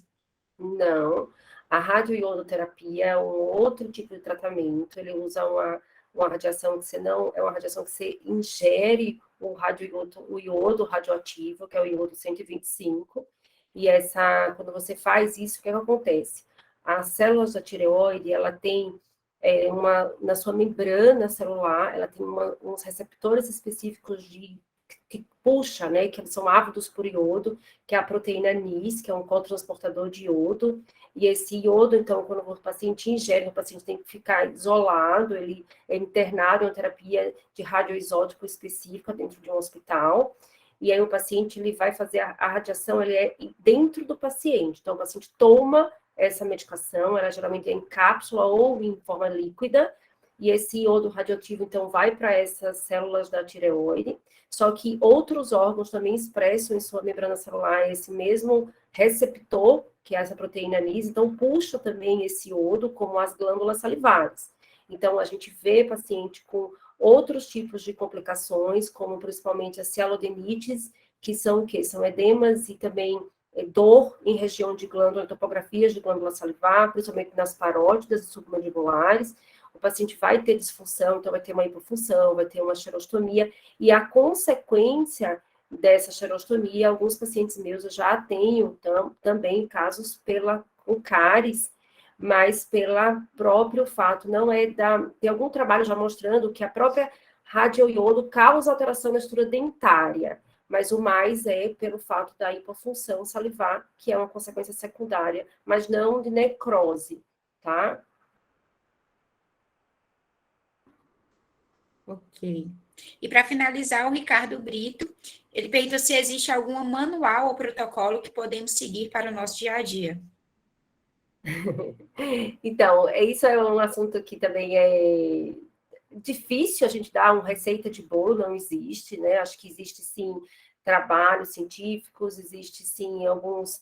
A gente tem, cada instituição tem o seu modus operandi de trabalhar, a gente tem um protocolo para pré-tratamento de radioterapia, a gente tem um protocolo para químio, mas é tudo muito individualizado, cada caso. Acho que quando a gente fala em protocolo, tem que tomar alguns cuidados para não deixar aquele indivíduo meio que engessado, aquele tratamento engessado. Isso não existe, nenhum tipo de tratamento, a gente tem uma linha de raciocínio, mas, lógico, a gente tem que levar cada caso.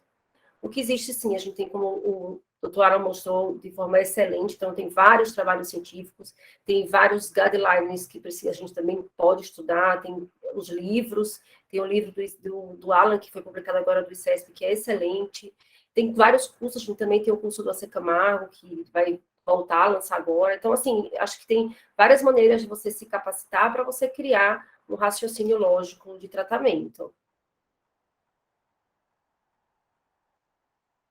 Certo, doutora Graziela. Então, para finalizar, eu quero agradecer muito a doutora Graziela, o doutor Alan, toda a Câmara Técnica de Podologia Oral, Maxilofacial e Estomatologia que estão aqui, que contribuíram para que essa aula acontecesse. Todos vocês que assistiram, mandaram perguntas, mandaram os assuntos das próximas aulas. Eu anotei tudo aqui, com certeza nós vamos fazer. Quero reforçar o certificado, que é só a partir de 24 horas, no site que vocês se inscreveram. E quinta-feira tem uma live no Instagram, ela não precisa de inscrição, é sobre urgências e emergências médicas na odontologia com o Dr. Marcelo Dantas. Então segue a gente aí nas redes sociais, é CROMG Oficial, para vocês ficarem por dentro de tudo, tá bom? Mais uma vez, obrigada, doutor Alan, doutora Graziela, doutora Ercílio, e até a próxima, né? Obrigado por tudo, obrigado pela oportunidade. Muito obrigado. Obrigada a Eu vocês, agradeço. gente. Boa noite.